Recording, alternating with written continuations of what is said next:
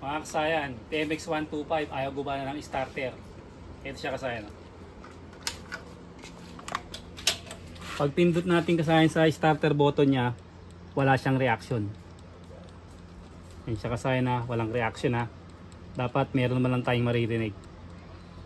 Kahit konting click ng ating relay, wala siya kasayan ha. Pag ganito kasayan ng yung starter button nyo walang tumutunog, ganito yung gagawin natin. Huwag muna kayong magbukas dyan.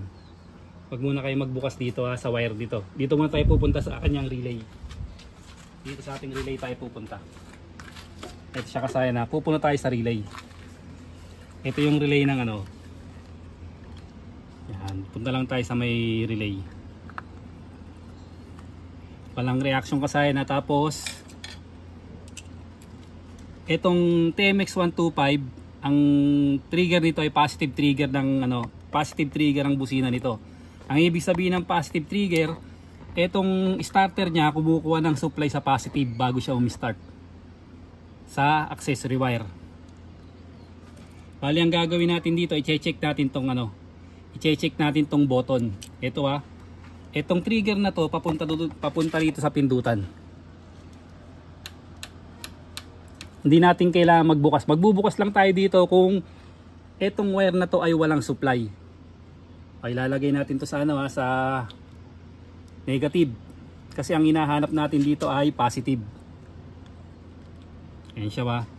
Tusukin lang natin tong etong trigger ng busina. Ang kulay nito ay yellow red. Tusukin natin siya ba. Dapat pag pinindot natin yung starter, ito. Pag pinindot natin dapat iilaw dapat siya. Ito iilaw dapat para ibig sabihin meron siyang supply. Hindi na natin kailangan magpunta rito at magbukas ng wire. Pindutin na natin. Ayan siya kasayan Okay, pakita mo yung pagpindot natin. Pagpindot natin, ayan pati yung ilaw. Ayan. Ibig sabihin kasayan walang reaction, walang tumutunog, pero okay yung supply. Ayan siya kasayan okay yung supply. Ito yung mas mabilis na paraan para ma-check natin yung ating starter. Okay yung button natin. Ngayon kasayan itong isa. Punta naman tayo dito. Ito naman yung ground. Yung ground ng ating ng ating starter relay. Pag ground ang hahanapin natin, ilalagay naman natin to sa sa positive yung ating test light. Kanina nasa negative yung test light natin kasi positive yung hinanap. Ngayon naman ang hahanapin natin negative, kaya ilalagay natin sa negative naman yung kailangan nating hanapin. Ayan siya. Ito naman yung negative natin Ito hindi natin kailangan pumindot. Ite-test lang natin siya. Ayan siya kasahin. Walang negative, walang supply yung kanyang negative. Ngayon kasahin, itong negative na to, walang supply. Ang wire nito hanggang dun sa may dire-diretso din tong wire na to hanggang dito.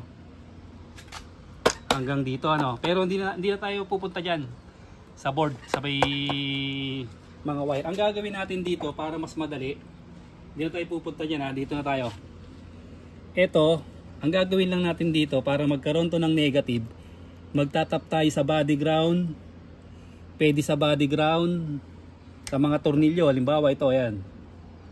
Yung mga tornilyo na yan Pwede rin sa green wire. Pwede rin natin siyang ilagay sa green wire. Maghahanap tayo dyan ng kulay green. At pwede rin sa negative ng battery. Kukuha lang tayo ng wire. Ito. Halimbawa yan kukuha tayo ng yung ating cutter.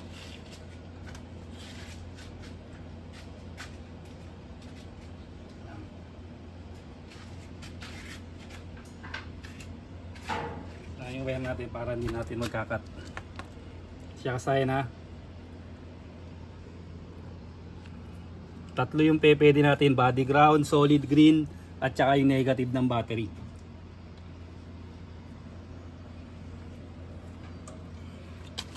Dahil nandito tayo, ang malapit dito ay negative ng battery.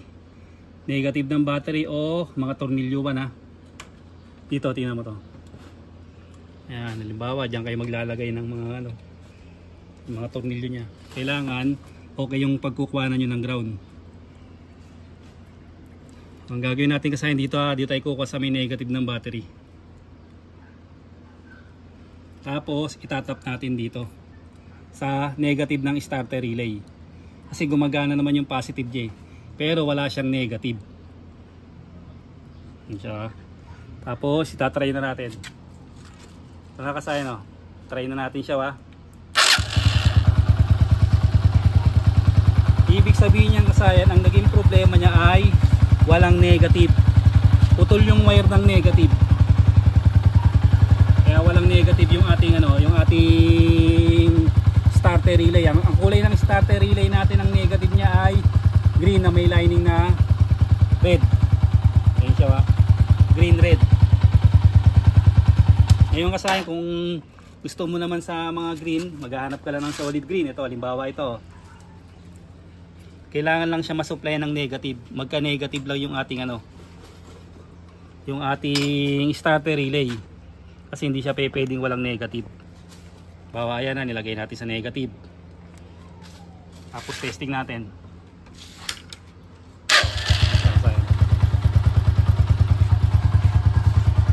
Tapos patayin mo ulit.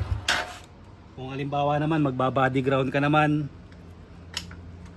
kasi yung mga pwede mong paglagyan ng ating negative, body ground, solid green at saka negative ng battery. Kasi ito kasi trigger lang naman to. Trigger lang siya, kahit sa mga ano lang siya, bakal-bakal lang siya ilagay. Yan, body ground naman tayo, ha.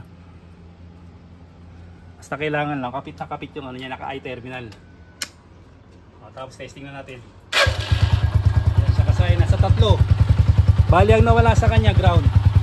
Siyempre isipin natin sira na yung starter natin eh, kasi nga wala siyang ano, walang connection eh, wala tayong narinig na sounds. Gawin natin, ha. Oh, walang ground, ha. Walang sounds, oh. Kaya ang alam natin sira dito. Kaya ang gagawin natin, kaya test light lang natin, ha. Ginagamitan lang natin ang test light. Yun yung importante rito, ha, para hindi tayo gumalaw ng ibang wire. Para hindi na natin maano yung ibang wire na ano, matastas natin yung wire. O yan, yun yung unang ginawa natin, ha. Kasi ito yung importante para hindi na tayo magbukas doon. Okay, pindot sa starter. Yan. Habang pumipindot ka, tutok mo rito. Yan siya kasayan. Makikita niya naman umiilaw siya. Ayan, o. Kaya bali yun lang ang gawin nyo, kasayan nyo nang i-check nyo para hindi na kayo magbukas ng wire. Napakasimple.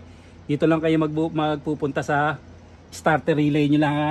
Ang naging problema lang nito ay walang ground.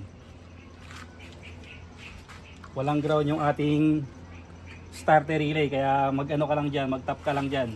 Negative ng battery, body ground at saka yung ano, saka yung solid green. At siguradong gagana yan kung walang ground ng problema. Okay. Okay na kasayan.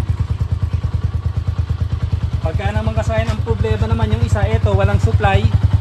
Tap ka lang dito, papunta rito, ha, yung wire ng pindutan.